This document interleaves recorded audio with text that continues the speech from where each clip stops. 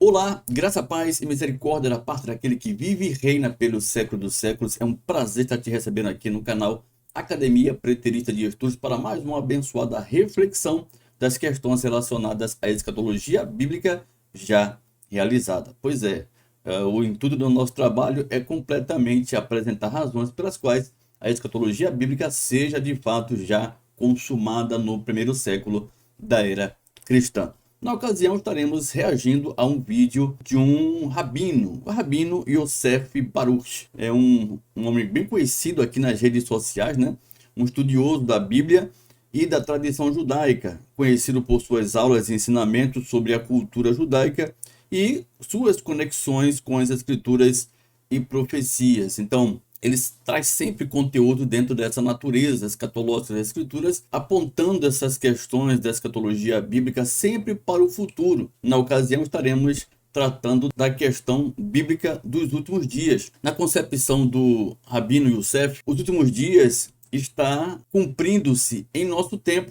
Nós que entendemos que a escatologia bíblica já é consumada, vamos apresentar razões que tudo isso não passa de uma falácia tendenciosa que busca satisfazer aquilo que a tradição, né, cristã tem adotado como verdade, na expectativa dispensacionalista futurista das questões do fim, tá certo? Então temos aqui praticamente um debate amistoso entre um preterista completo e um rabino, tá? Defensor da tradição judaica. Vamos ver se ele está certo. Vamos ver se uma vez que ele conhece, né, o aramaico, que ele conheça a língua hebraica, né? Então vai fazer com que ele possa ter argumentos precisos ou não, né? Então, ou um simples estudante da escatologia consumada possa realmente mostrar que a concepção tradicional é completamente enganosa, mesmo aqueles que conhecem a fundo a língua do original. Vamos em frente? Vamos aqui então entrar no vídeo e eu vou fazendo a reação conforme for a apresentação que ele vai fazendo dos textos relacionados aos últimos dias, tá bom? É um texto pequeno, como sempre, a intenção não é atacar a pessoa, tá? A pessoa do Yosef, o rabino, a intenção aqui é trazer a questão do pensamento, da ideia, do ensino, se realmente faz jus à verdade ou não. Essa é a questão aqui. Vamos em frente. Começamos já compartilhando, né? Ou seja, as referências das escrituras sagradas, profecias sobre os últimos dias. Vamos falar sobre os Acharit Hayamim, os últimos dias em primeiro lugar. Nós temos o Sefer Hanor, o livro de Enoque, é um livro que não está dentro do cânon judaico, nem do cânon cristão, ele está à parte, porém, de um teor sagrado grandioso para o povo judeu. É um livro muito importante, porque é considerado realmente um livro que tem ali as bases da verdade do passado. Então, sim, no livro de Enoque já faz menção dos últimos dias e da vinda do dia de Deus, tá? Mostrando ali a posição dos justos e dos ímpios nos últimos dias. Agora, perfeito, ele faz uma observação interessante aí do livro de Enoque. Fizemos aqui um estudo, não sei se nesse canal, na Escatologia Plena, falando dessas questões escatológicas dentro da percepção do livro de Enoque, citado por Judas. Interessantíssimo, eu vou deixar aqui disponível na descrição aqui desse vídeo para que depois você possa ter fazer uma observação também desse livro dentro da percepção escatológica do fim, tá? Dos últimos dias. Vamos em frente. Tá? Mostrando ali a posição dos justos e dos ímpios nos últimos dias. Agora, na Torá, na lei de Deus, nós vamos ter um ponto muito importante, que é praticamente a primeira vez que se menciona esta palavra, essa pequena frase, né? Acharit Hayamim, os últimos dias. E isso é quando o nosso pai Jacó é vindo, chama seus filhos, já lá no Egito, para abençoá-los. É quando ele abençoa cada filho. Então, ali no capítulo 49, verso 1, vai dizer assim: depois chamou Jacó a seus filhos e disse: ajuntai-vos e anunciar-vos-ei o que vos há de acontecer nos últimos dias. Muito bom isso aí, né? Parabéns o Rabino, né, por ter apresentado esse texto. Um texto que até nós já apresentamos aqui outras vezes, né? onde mostramos, na ocasião, ele também faz jus a essa questão, que a primeira referência da Bíblia se encontra-se em Gênesis para a questão dos últimos dias. E é uma citação trazida por Jacó aos seus filhos, fazendo a menção das 12 tribos de Israel. Ou seja, os últimos dias estava completamente voltado às questões das 12 tribos de Israel, tá certo? Então isso é muito importante, porém vergonhosamente negligenciada por muitos teólogos cristãos de nosso tempo, tá certo? Todas as vezes que a gente costuma ouvir os pastores, os estudiosos, os exegetas tratando dessa questão dos últimos dias, eles vão sempre se basear nos textos encontrados nos 27 livros do Novo Testamento, mas não considera o que é dito aqui por Jacó aos seus filhos, porque aqui é o início de tudo, é daqui que vai ser tratado os últimos dias lá no Novo Testamento. Então, se eu não conheço essa passagem aqui, se eu desconheço, eu vou o quê? Eu vou considerar os últimos dias do Novo Testamento como algo que esteja ainda para acontecer, algo suspenso, algo que esteja em andamento, mas no sentido de que, em menção de que esses últimos dias está relacionado no fim do mundo, planeta Terra, não, tem a ver com a questão das 12 tribos de Israel, quando o Senhor manifestaria uma nova aliança com um povo propriamente seu, construindo uma nova nação firmada nele, justificado pela fé somente. Então, essa passagem é muito significante de Gênesis capítulo 49, o qual ele faz menção aqui, tá certo? Então essa é a primeira passagem da Bíblia que está em Gênesis para os últimos dias e não no Novo Testamento. Vamos em frente. Então veja que nosso pai Jacó, por inspiração divina, vai dar bênçãos para os seus filhos, e essas bênçãos refletem os últimos dias. Então o que você já tem aqui? Você já tem a indicação de que o que o nosso pai Jacó está falando é sobre os últimos dias. Então sabe de que ele vai falar? Ele vai falar da vinda do Messias. Na realidade, ele vai falar das duas vindas do Messias. Então ele já está falando que quando o Messias aparecer, vai ser últimos dias. Então vamos lá. É muito importante a gente entender isso passo a passo, para não se confundir. Eu já estou te dando um verso aqui, onde ele utiliza essa expressão, últimos dias. Tá?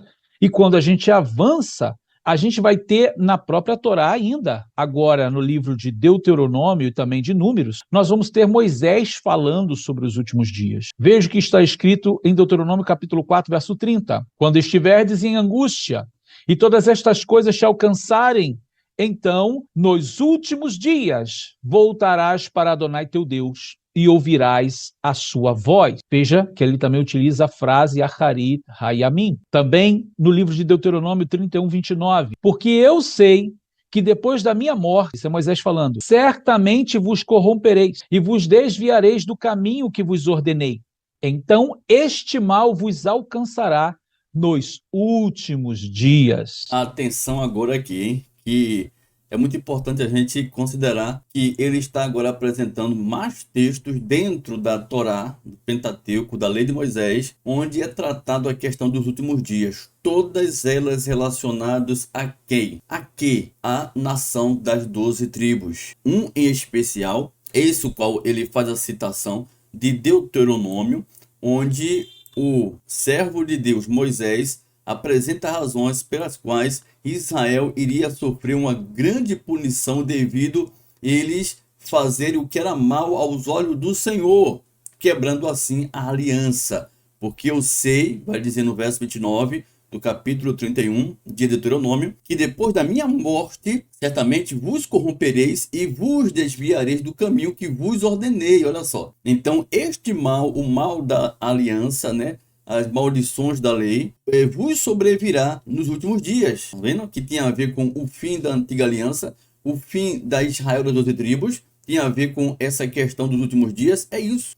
Quando fizerdes o que é mal aos olhos do Senhor, todo o mal da aliança viria contra eles, para o provocar, uma vez que eles o provocassem a Deus a ira, com a obra das vossas mãos, com as mãos sujas que eles iriam se apresentar diante de Deus, com as suas atitudes imundas, né? Melhor dizendo assim, diz aqui a palavra de Deus no versículo 30. Então Moisés proferiu todas as palavras deste cântico, ouvindo toda a assembleia de Israel, tá certo? Então, é esse detalhe que infelizmente o rabino ele vai desconsiderar, porque não tem entendimento dessa questão escatológica, por não considera que as questões escatológicas têm a ver com o fim da antiga aliança. Ele acha que tem a ver com a questão cósmica da Terra. Então, ele, de forma tendenciosa, vai costurar uma narrativa para esse fim, desconsiderando o essencial, uma vez que ele tem por domínio a língua do hebraico, mas não consegue o entendimento no cerne da coisa, do que está tratando essas passagens com relação aos últimos dias. É realmente um erro gritante, né, que vocês estão vendo aí muito bem. Vamos seguir em frente. Novamente a expressão Aharit Hayamim. E agora em Números 24:14 ele diz: Agora, pois, eis que me vou ao meu povo, vem avisar-te-ei do que este povo fará ao teu povo nos últimos dias. E essa passagem é aquela passagem que Balaão chama Balaque para dizer a ele: veja o que Israel vai fazer com o teu povo nos últimos dias. Ou seja, mostrando que o povo de Israel vai vencer nos últimos dias. Então, aí tem uma questão: o povo de Israel, que Israel? A Israel de Deus, a Israel da nova aliança, aqueles que não seriam mais justificados por obras, mas justificados por fé somente. Você vai encontrar isso, o apóstolo Paulo falando aos Gálatas, que a Israel de Deus não é mais com referência ao sangue, por ter nascido como judeu, mas sim aqueles que vivem tão somente por fé. Essa é a realidade aqui, que essa passagem está trazendo para o que aconteceria lá na frente com o enxerto, né, dos gentios na nova aliança, quando o Senhor manifestaria o novo céu e nova terra. Isso aqui é magnífico, meu irmão. Está mostrando justamente na lei o cumprimento daquilo que sucederia no fim da antiga dispensação. Olha que coisa magnífica. Vamos em frente. Então, agora, vamos olhar os profetas. E eu vou trazer para você referências bíblicas, aonde você pode pesquisá-las. Não vou trazer todos os versos escritos aqui, para não ficar muito exaustivo. Mas olha, Yeshayahu Hanavi, livro do profeta Isaías, no capítulo 2, verso 2, também no capítulo 30, verso 8, você vai encontrar a expressão últimos dias. Também Eremiyahu Hanavi, profeta Jeremias, no capítulo 23, verso 20, no capítulo 48, verso 47, e também no 49, verso 39, você encontrará a expressão últimos dias. E Ezequiel Hanavi, profeta Ezequiel, capítulo 38, verso 16, lá estará a expressão Aharit Hayamim, os últimos dias. E Yoel Hanavi, o profeta Joel, capítulo 2, verso 28, também utiliza a expressão Aharit Hayamim, últimos dias. Micha Hanavi, Miqueias, capítulo 4, verso 1, também vai falar dos últimos dias. E Daniel Hanavi, capítulo 2, verso 28 e capítulo 8, verso 19 do profeta Daniel, ele vai utilizar a expressão Aharit Hayamim, ou Aharit Yomaya, que é no aramaico. Ou seja, todas estas expressões são para referir-se a últimos dias, são referências dos profetas, que vai falar dos últimos dias. Muito bem, mais uma gama de versículos, onde ele atesta num hebraico, considerando os originais, da palavra, da frase, os últimos dias, nos profetas. Você viu algumas passagens que ele apresentou dentro da lei, agora nos profetas.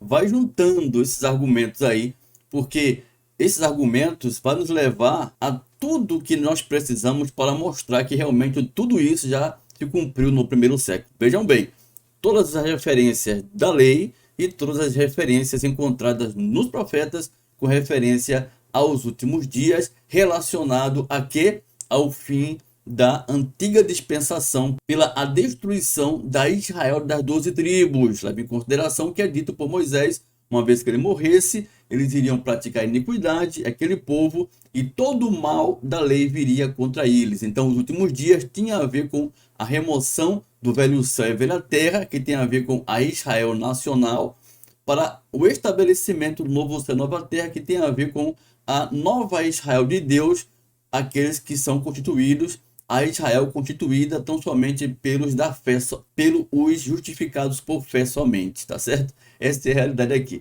Vamos em frente. Também nós temos aqui outro ponto, que são referências da Brit Hadashah, ou seja, do Novo Testamento.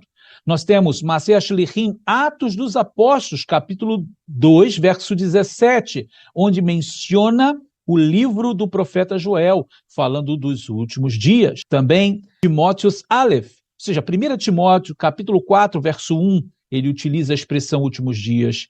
Timóteos Bet, ou seja, 2 Timóteos 3:1, também menciona últimos dias. Yaakov, o livro de Tiago, capítulo 5, verso 3, falando dos últimos dias. Ivrim, Hebreus, capítulo 1, verso 1, também falando dos últimos dias. Yohanan Aleph, 1 João 2,18, também menciona os últimos dias. Kefa Aleph, 1 Pedro 1,5, mencionando os últimos dias. Kefa Bet, 2 Pedro 3,3, também aborda o tema, a expressão últimos dias. E Yehudá, a carta de Judas, capítulo 1, verso 18, também falando últimos dias. Muito bem, então aqui nós temos as passagens dentro do Novo Testamento para os últimos dias. Lembrando que o Novo Testamento nunca foi um escrito profético. Então, o Novo Testamento está fazendo alusão a tudo aquilo que foi tratado na lei e nos profetas, conforme vimos as citações pelo próprio Rabino, daquilo que tange no Pentateuco e no que tange os profetas. O que vemos aqui, o que a gente contempla no Novo Testamento, são o quê? A apresentação dessas profecias que já estavam em andamento para a conclusão desses últimos dias, tá certo? Que sucederia o fim da Israel das 12 tribos, que está dentro de quê? Da questão da destruição de Jerusalém, uma vez que as maldições da lei recairiam sobre eles. Isso está enquadrado para 70. Lembrando que todo o Novo Testamento, os 27 livros, foram escritos antes de 70. Há uma divergência quanto ao livro de Apocalipse, porém temos mais de 1000 razões para apresentar, confirmar biblicamente, dentro do próprio livro de Apocalipse, que Apocalipse foi escrito antes de 70 também, tá? Ficaria meio que estranho que todos os livros fossem escritos antes de 70, porém Apocalipse não. Isso é uma falácia, tá? Não, é importante levar isso em consideração. Então, nós temos agora tudo se ajustando para esses últimos dias relacionado ao fim da Israel das 12 tribos, que culminaria com a destruição da mesma pela invasão romana. E isso vai se encaixar de uma forma gloriosa com o que é tratado na profecia de Daniel capítulo 2, Daniel capítulo 7, tá? Tem que ser realmente, me desculpe a expressão, mas tem que ser muito desonesto para desassociar o tempo que é tratado lá em Daniel, que seria esses últimos dias, que o reino de Deus seria implantado no tempo do Império Romano.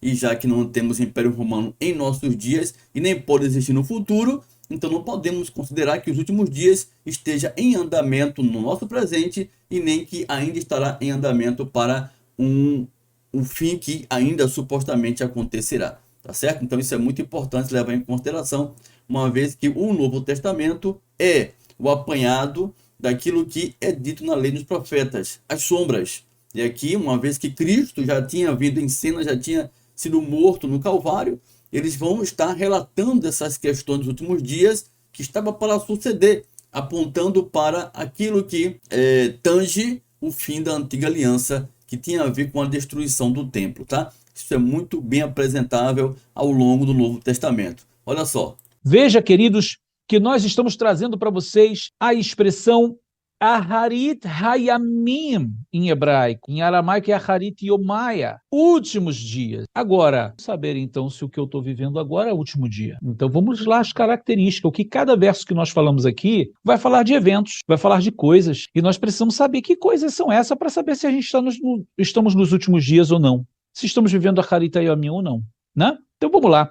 Muito importante entender esses conceitos das Escrituras. E a pergunta que vem a nós é essa: Matai hetchilu acharit hayamim? Quando começou os últimos dias? Isso é importante saber. Os últimos dias teve um start, os últimos dias teve um início. E nós precisamos saber quando foi esse início. Então nós vamos ver aqui, olha, a carta Igeret Laivrim, a carta aos Hebreus, capítulo 1, verso 1, já vai dar para a gente a resposta. Veja, havendo Deus antigamente falado muitas vezes e de muitas maneiras aos pais, pelos profetas, a nós falou-nos nesses últimos dias, a Harita Yamim, pelo Filho, a quem constituiu o herdeiro de tudo, por quem fez também o mundo. Veja o que ele está dizendo, que Deus falou agora para nós através do Filho.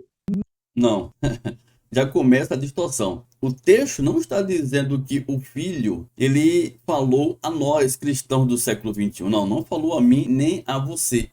Isso aqui tem a ver com os cristãos do primeiro século, uma vez que o testemunho de Cristo estava chegando para essa finalidade no que tange o fim da antiga aliança, que vinha em breve do tempo de vida daqueles primeiros ouvintes, o qual obteram um testemunho de Cristo, havendo Deus antigamente falado muitas vezes de muitas maneiras aos pais pelos profetas. Nestes últimos dias, olha, eles estavam vivendo os últimos dias, para que o novo de Deus viesse a se manifestar.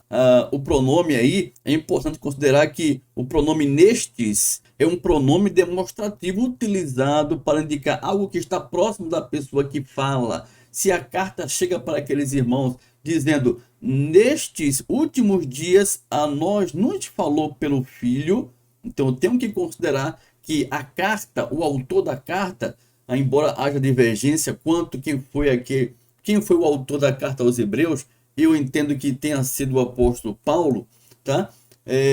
Ele está falando com aqueles irmãos hebreus cristãos. Então, eles ouviram essa mensagem, estava ciente dos últimos dias já estarem presentes, uma vez que o Filho já tinha sido manifesto ao mundo e o seu testemunho chegado a todas as nações, para que o fim viesse. E assim estava desencadeando, assim estava sucedendo os últimos dias da antiga dispensação. E isso se culminaria com a destruição do templo. Estava próximo, realmente faz sentido o pronome, né, demonstrativo nestes sendo empregado nessa passagem aqui. Porém, o rabino, ele, de forma tendenciosa, ele passa por cima, fazendo interpretação comum, como qualquer pastor teólogo faz, de fazer a leitura como se fosse a carta sendo escrita para nós hoje. Não, de forma alguma.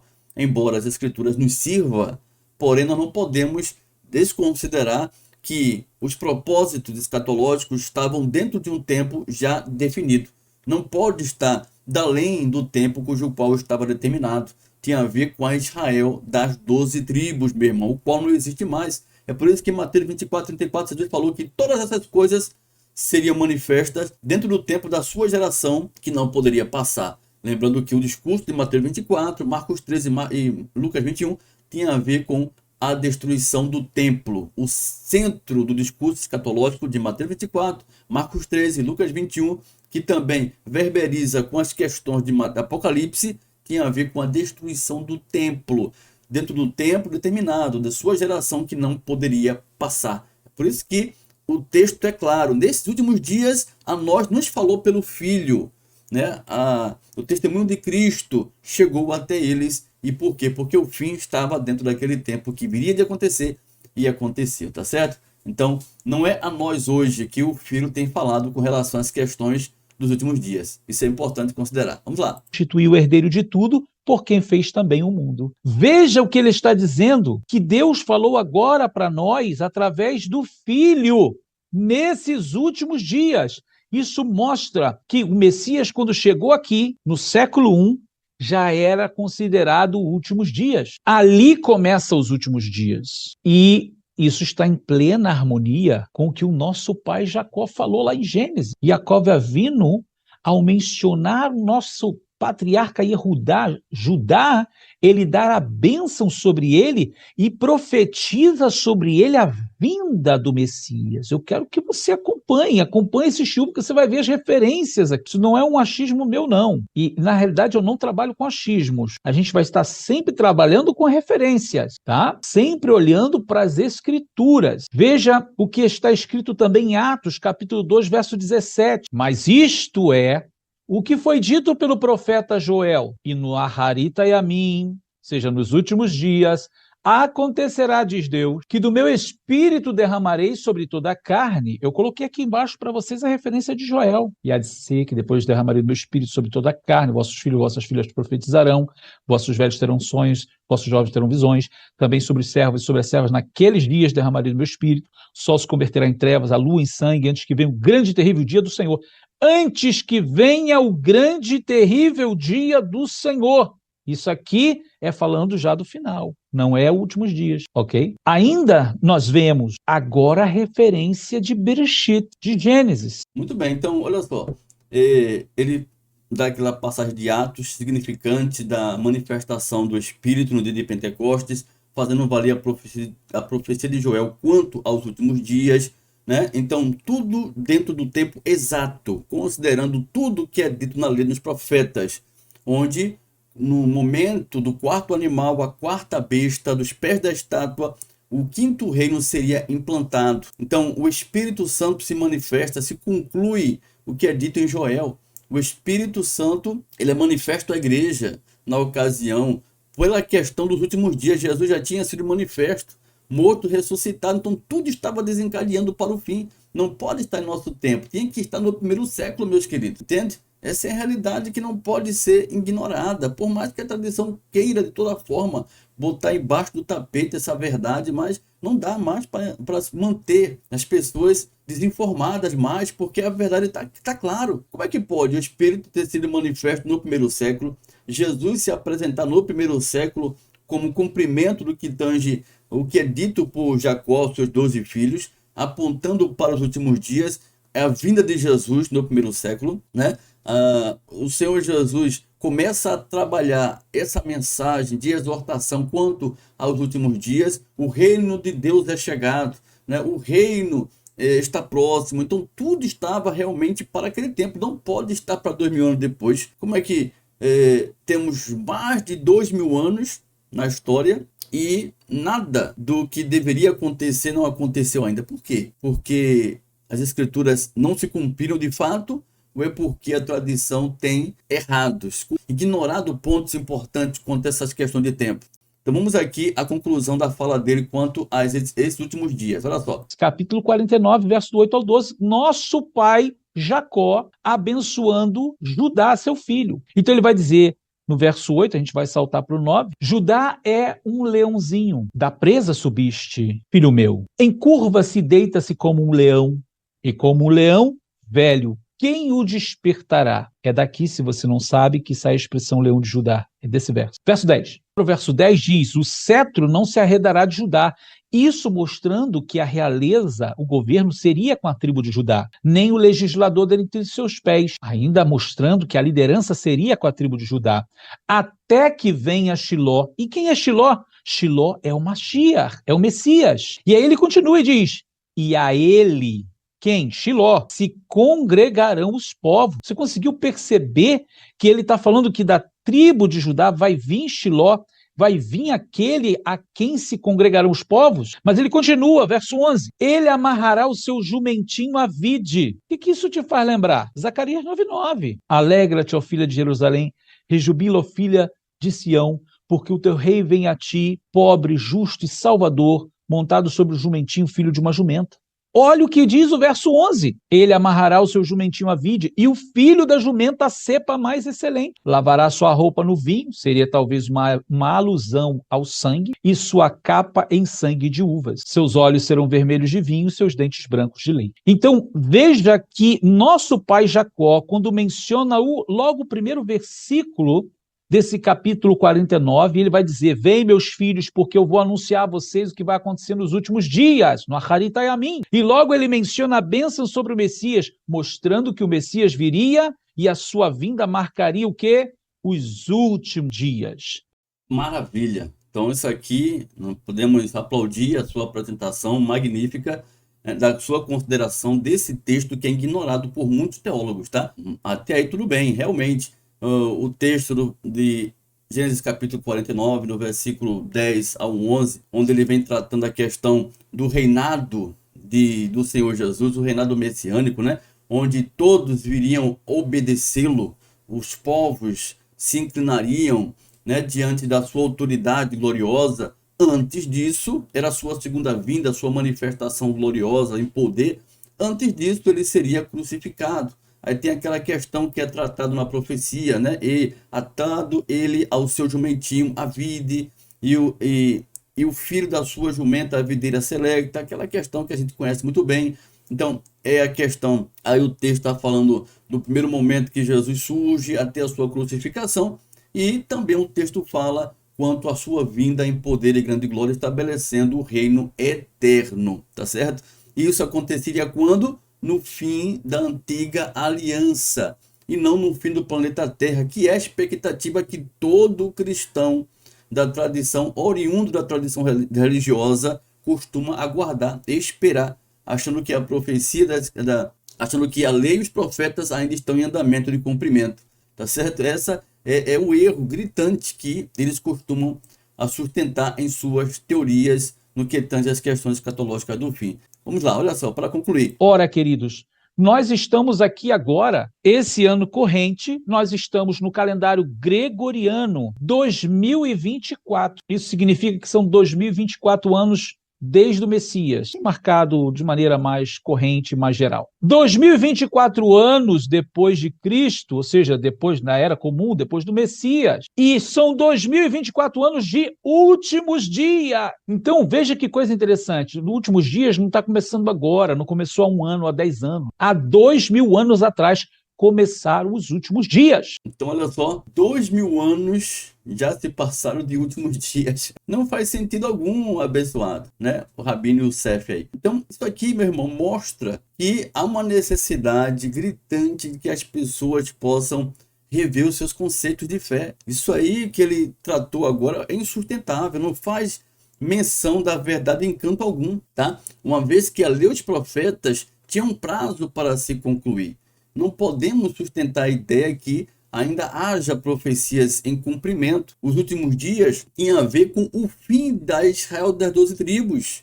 Pelo fato de que o Senhor estabeleceria novo céu e nova terra, tem a ver com nova aliança, onde os filhos de Deus, justificados por fé, fariam parte dessa nova nação, que não seria mais justificado por meio da justiça mediante as obras da lei, mas mediante a fé somente.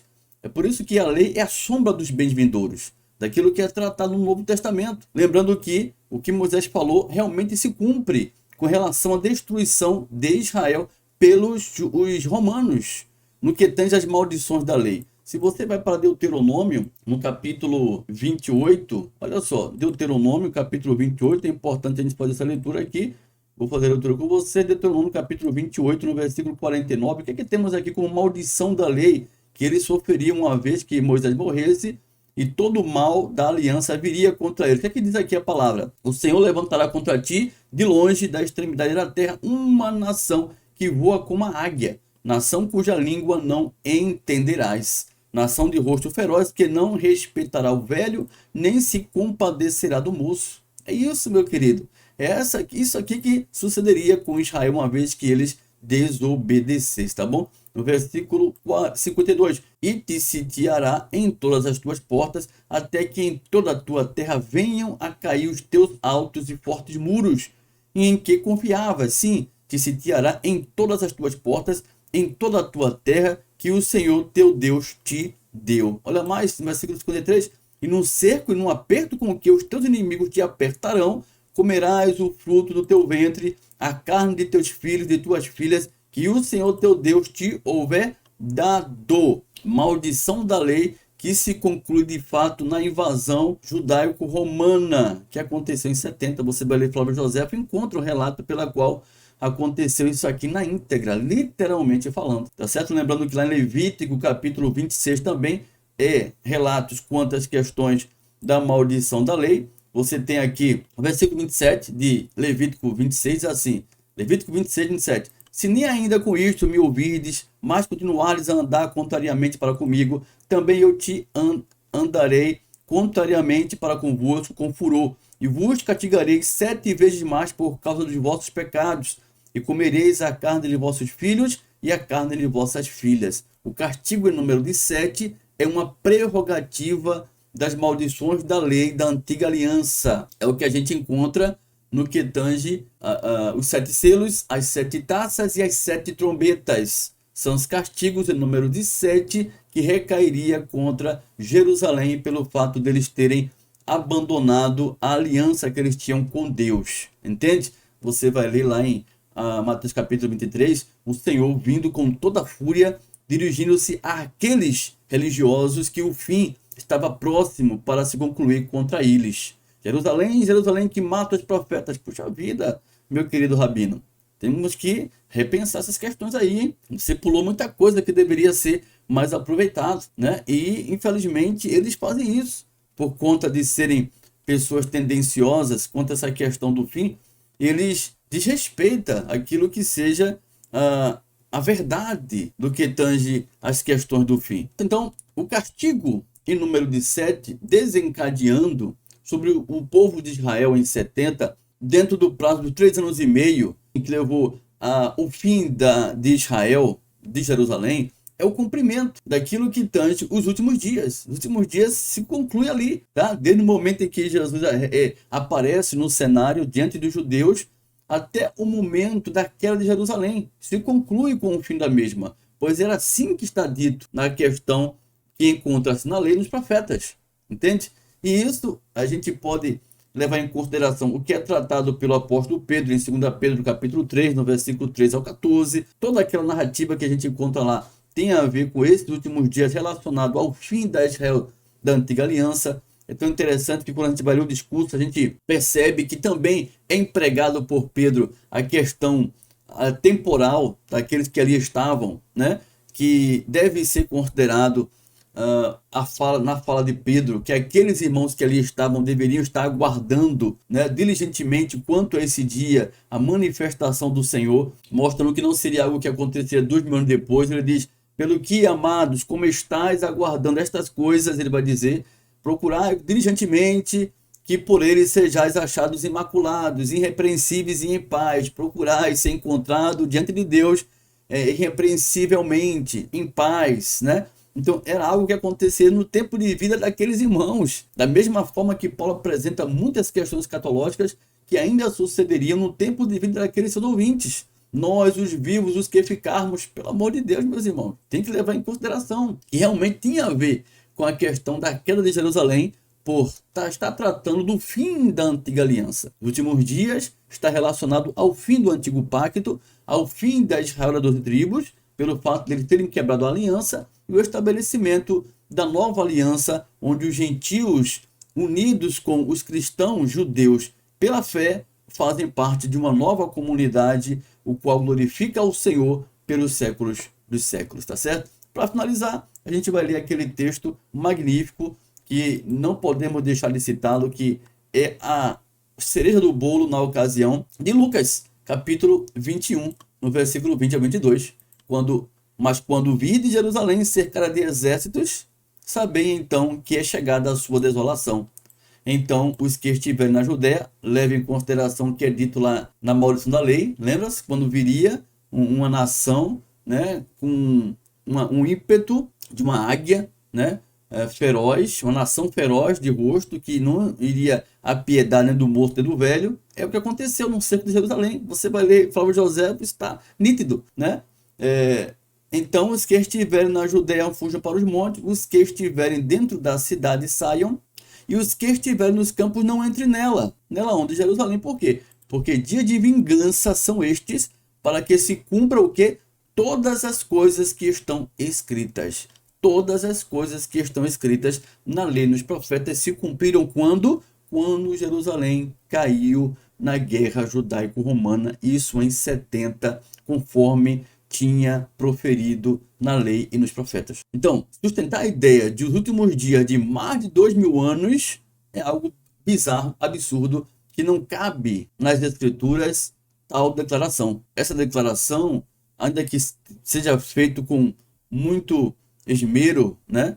Que seja feito com muita dedicação, no intuito de apresentar uma suposta verdade, porém não tem fundamento nenhum de verdade. Apenas leva-nos a uma expectativa cega de coisas que nunca sucederão, como nunca sucederam diante de todo esse tempo, que muitos pesquisadores, teólogos e homens como o Rabino aí, tendem a passar a ideia e tentar mostrar um fim que vai acontecer quando que na verdade não existe base bíblica que sustenta essa ideia. A verdade é que tudo já teve seu cumprimento.